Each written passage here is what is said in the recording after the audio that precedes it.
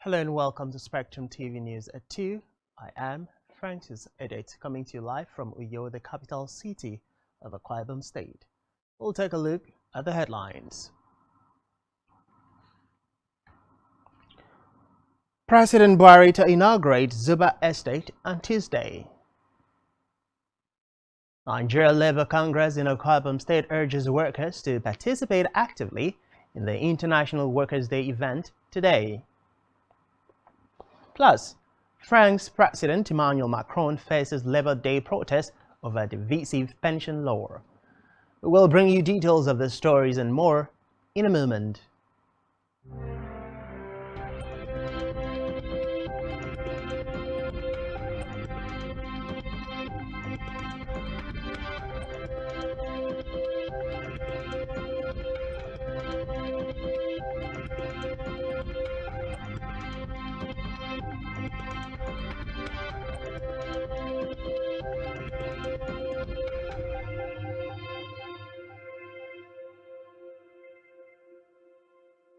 Many thanks for joining us.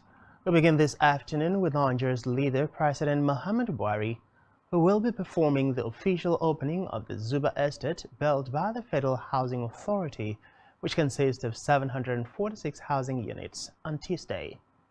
The Zuba Mass Housing Estate is a pilot project of the Federal Housing Authority, which would be replicated across the country.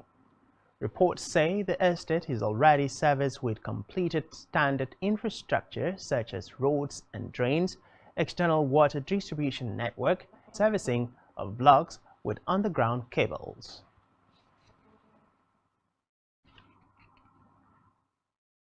Away from that, the federal government is reportedly set to proceed with its implementation of a 5% excise duty tax on mobile telephone services, fixed telephone and internet services. This is despite a recent communication by the Ministry of Communications and Digital Economy, Sapantemi, that the government has exempted the telecom sector from excise duty tax. According to the minister, the information technology and communications sector, especially the telecom industry, is already overburdened by excessive and multiple taxations, which will likely adversely affect the sector if the government fails to take any precautions. Recall that in September last year, the federal government suspended the proposed excise duty on telecommunication services for the first time.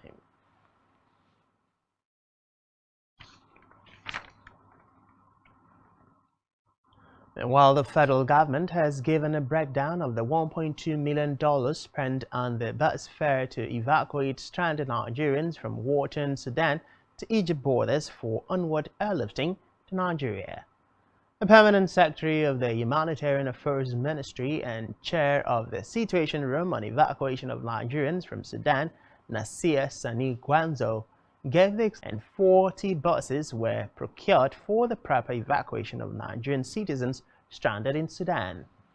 He also explained the delays experienced by Nigerians at the Egyptian borders to include delays in payment caused by the Central Bank of Nigeria (CBN) and the request for visa payments by the Egyptian government.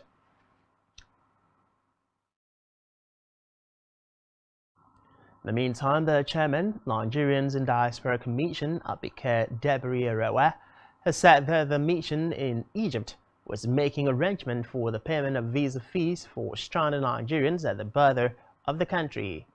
Debiri, however, giving updates on the stranded Nigerians at the Egypt border, Debiri said the mission has made arrangements to pay $9 per person and $25 visa fees. Recall that the federal government had on Friday called on relevant authorities along contiguous borders of Sudan to create a humane condition for about 7,000 nationals, including Nigerians, to have unfettered access to their various destinations.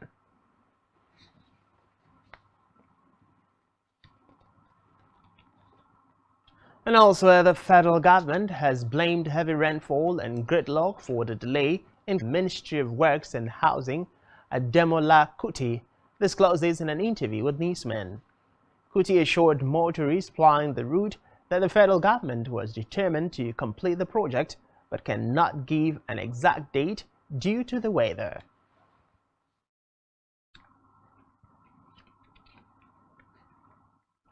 We move to the red chambers, where the Senate has indicted the Bank of Agriculture in Kaduna over a 3.2 billion naira loan disbursed to 10 vendors to purchase tractors and other equipment for allocation to end users.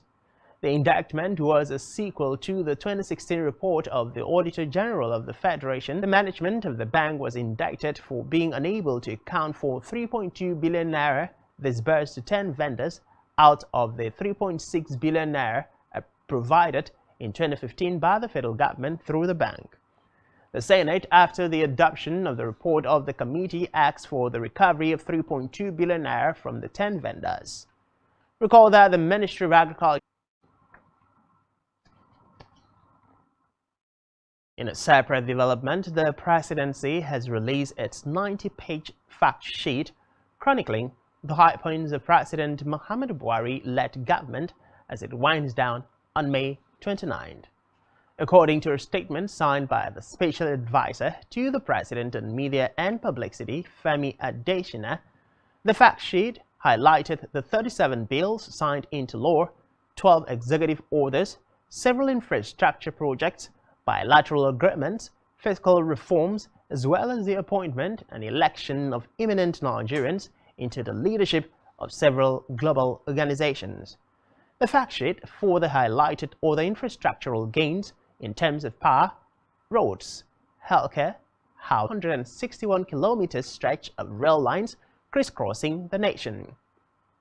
It further stated the launch of a new national 5G policy in 2021 and the successful licensing of 2 private companies to roll out 5G nationally, adding that Nigeria's 5G spectrum auction has generated $547 million in license fees.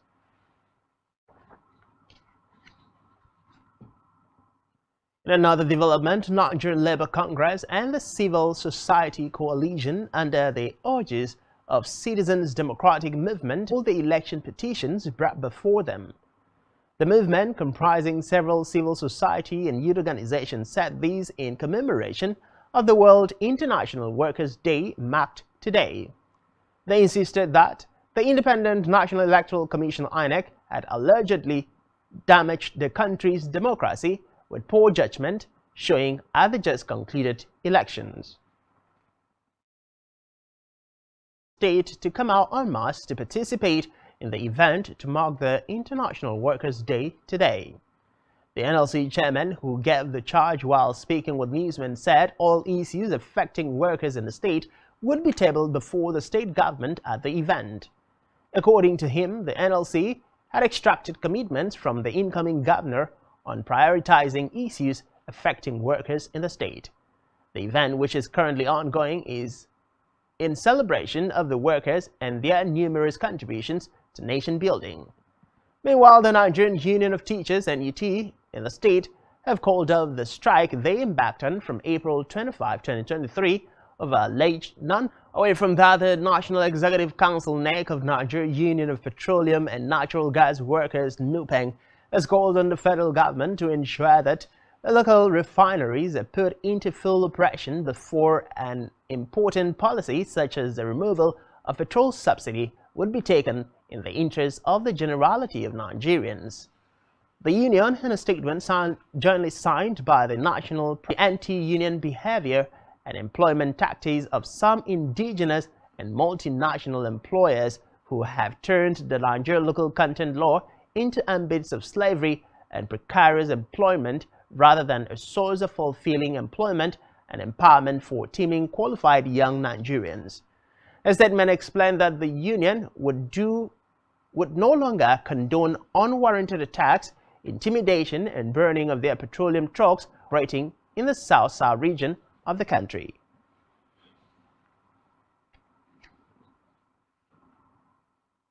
We move to education, where the Joint Admissions and Matriculation Board (JAM) today says it would commence the release of results of the Unified Tertiary Matriculation Board on Tuesday, May 2nd, 2023. This was contained in the minutes of an emergency management meeting held in Abuja. In the minutes which was made available to newsmen, the board noted that the delay in the release of result was due to the fact that it wanted to ensure that all necessary screenings were concluded. The examination body also disclosed that 3 categories of candidates who missed their examinations had been rescheduled for mop-up examinations.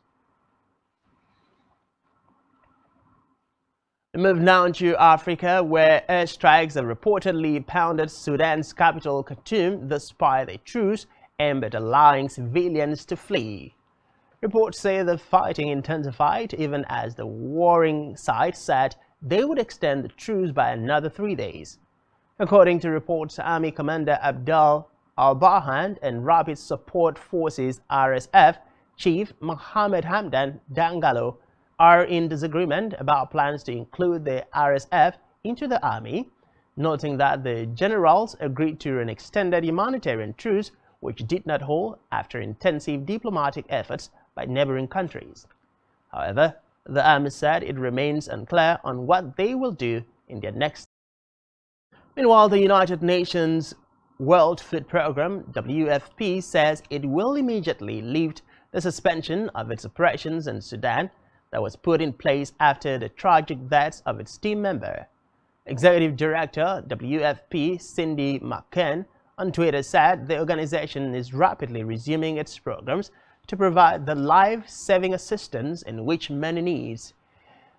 Recall that WFP had on April 16 temporarily halted all operations in Sudan after 3 of its employees were reportedly killed in clashes between the Sudanese army and the paramilitary Rapid Support Forces (RSF).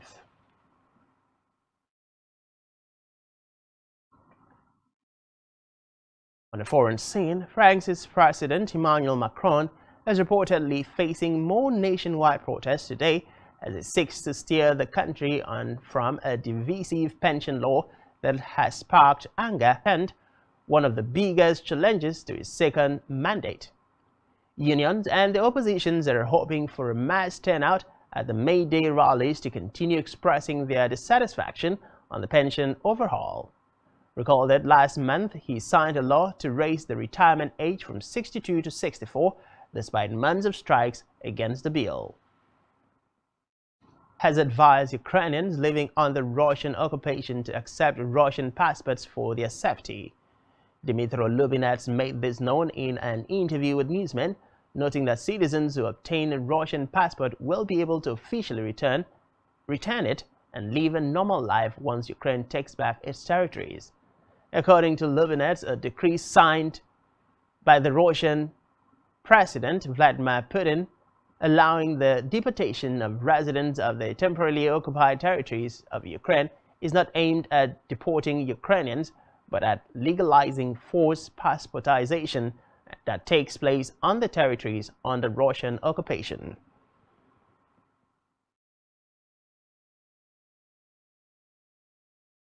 And still to come in the news, Liverpool edged past Tottenham Hotspur in 7-goal thriller in EPL. To stay with us.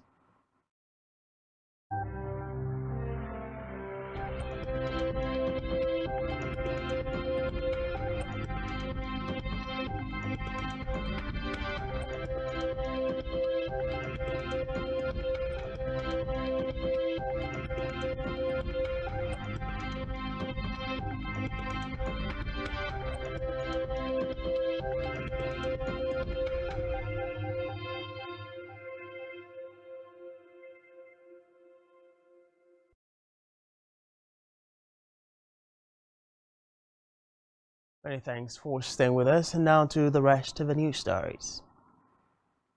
On a business news, the Central Bank of Nigeria (CBN) has dismissed reports that it is considering the withdrawal of the redesigned 200 naira, 500 naira, and 1000 naira notes from circulation. The Apex Bank's acting director of corporate communications, Issa Abdul Muminaz, in a statement described the reports as unfounded speculation, noting that there is no plan to phase out the 3 newly redesigned banknotes. The statement was a reaction to viral news on social media that the Apex Bank was contemplating the withdrawal of the recently redesigned 1000 naira, 500, and 200 naira currency banknotes from circulation.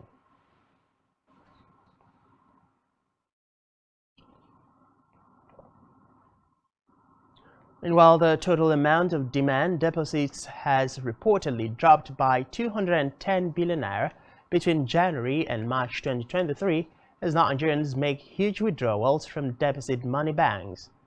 Data from the by March. According to the Corporate Finance Institute, demand deposit is money deposited into a bank account with funds that can be withdrawn on demand at any time. It noted that the depositor would typically use demand deposit funds to pay everyday expenses.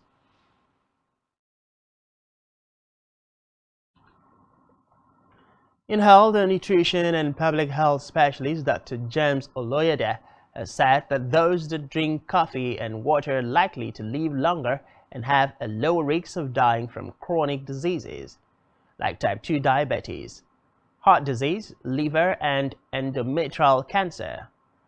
Oloyede, who is also the former Director of Nutrition Services in Osun State, noted that consuming sweetened beverages can cause chronic, low-grade inflammation and turn into a silent killer that contributes to cardiovascular disease. He said this while reacting to findings from new research which suggested that consuming coffee, water, and tea can help reduce the risk of early deaths for adults with diabetes. According to Dr. Oloyede, studies have shown that coffee drinkers live longer and are likely to have lower risks of Parkinson's disease and depression.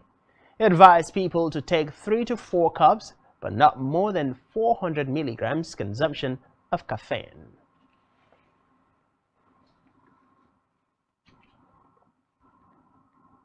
Still in health, child health and nutrition experts have said that finding children less than 5 years with fruit juice laden with excess sugar may predispose them to risks of developing heart disease, hypertension, and type 2 diabetes. According to them, many of the fruit juices sold in markets are packed with sugar, including those with claims of no sugar or additive added. The experts noted that lots of children consuming sugar drinks indiscriminately are coming down with obesity, a known factor that predisposes people to other major non-communicable diseases that were once associated with only adults. And while the consultant said sugary drinks promote obesity in children. Speaking further, Timiye said some obesity in adults can be traced to childhood obesity, urging mothers to feed their children with foods and drinks that have high nutritional benefits and not junks.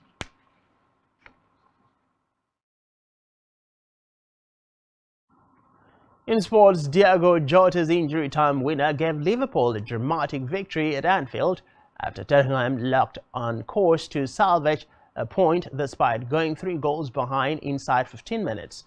Spurs were 5-0 down after 20 minutes at Newcastle United and swiftly found themselves 3 goals. Everton striker Richarlison headed his first Premier League goal of the season in stoppage time. Spurs were on the brink of rescuing an unlikely draw until Jota capitalized on a defensive mixed-up seconds later to win the game for Liverpool. Liverpool moved up to 5th to retain slim hopes of Champions League football, but earlier victories for Manchester United and Newcastle United make this an increasing aim to return to the top of the Premier League as Erling Haaland scored his 50th goal of the season in all competitions. Haaland converted a 3rd-minute penalty after Julian Alvarez had been fouled by the team rim, to become the first top-flight player to reach a half-century of goals in one campaign since Tampongo Warning did so for Aston Villa in 1931. The Norwegian striker also moved level for most goals in a Premier League season, matching the 34 goals Andy Cole scored for Newcastle in 1993-1994 and the same amount Alan Shearer registered for Blackburn a year later.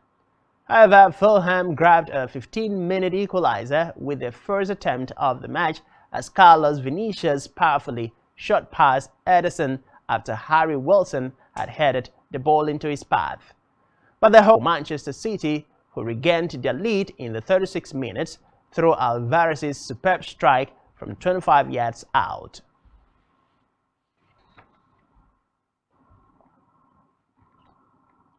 On our entertainment news, award-winning Nigerian singer Tiwa Savage is billed to perform at the historical coronation of the British monarch King Charles III.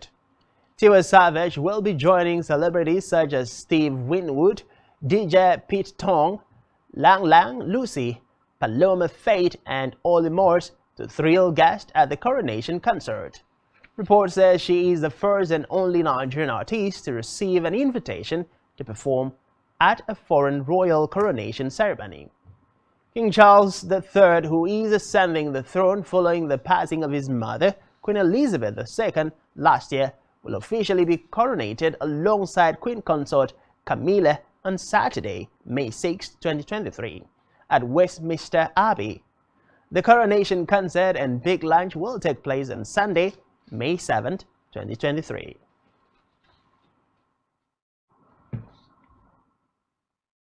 Degree in Arts and Philosophy by ProRes University, Delaware, USA. A multi-talented thespian took to her Instagram page to announce the good news to her fans. She also revealed that she was awarded the Lead Time Africa Leadership Prize for quality service delivery and professionalism. While congratulating her fellow awardees, she prayed to God to grant every one of them wisdom and strength to continually excel and be good examples in their respective fields and careers.